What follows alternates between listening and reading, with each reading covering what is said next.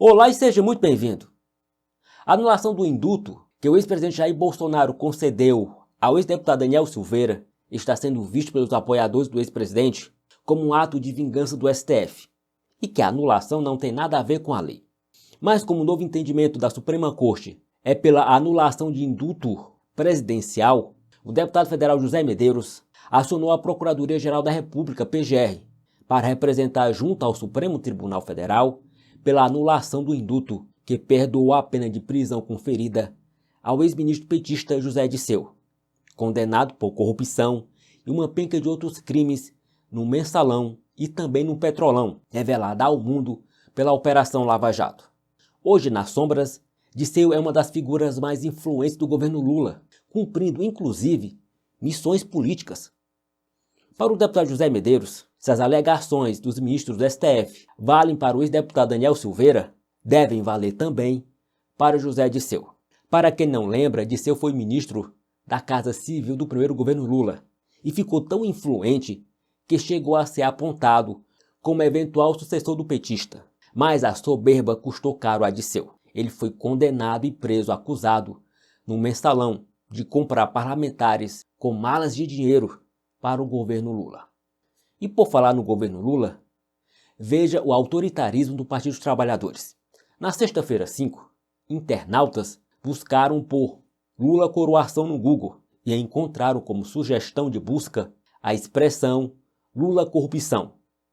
Por conta disso, o Partido dos Trabalhadores pediu por meio de uma notificação extrajudicial, neste domingo 7, que a empresa explique a associação feita. A sigla quer que o Google suspenda a correlação entre o presidente brasileiro e o crime, por considerar abuso de poder econômico e violação do direito de livre consciência dos cidadãos brasileiros. Aspas, a notificada está valendo-se do seu poder econômico e quase monopólio virtual para manipular a opinião pública em favor dos seus interesses privados, violando o artigo 5º, inciso 6º da Constituição Federal.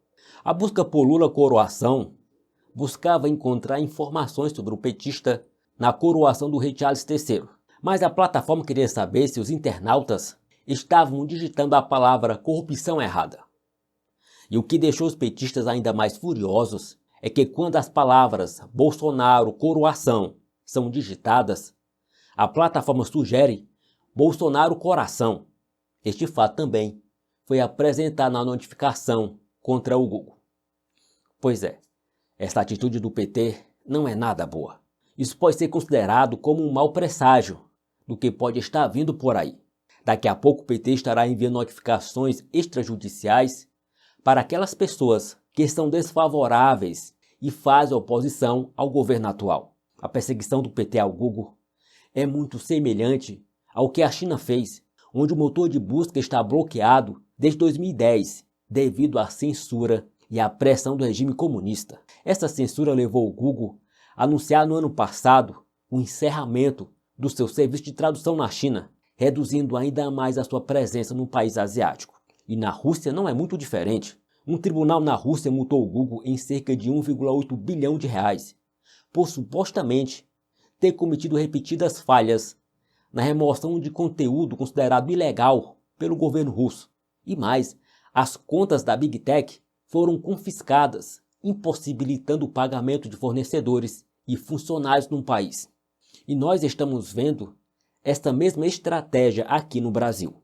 A Rússia se opôs à distribuição de conteúdo de plataformas de tecnologia estrangeiras que violam suas restrições. Bom, o suposto conteúdo ilegal considerado pelo governo russo eram informações como a guerra na Ucrânia, reconhecidas como proibidas pelo governo daquele país. Pois é, a punição do governo russo foi aplicada principalmente ao YouTube, por não restringir o acesso a materiais com conteúdo proibido. E sabe qual foi o resultado da perseguição do governo russo?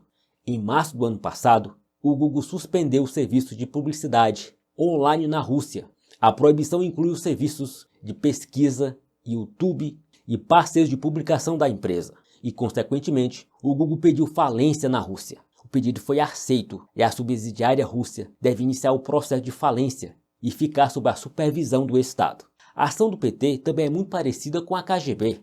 Pois é, como achar que é um país onde o poder público governa pela retaliação e uma política cada vez mais parecida com a KGB, em vez de obedecer à Constituição e às leis, é uma democracia? Ora, não é.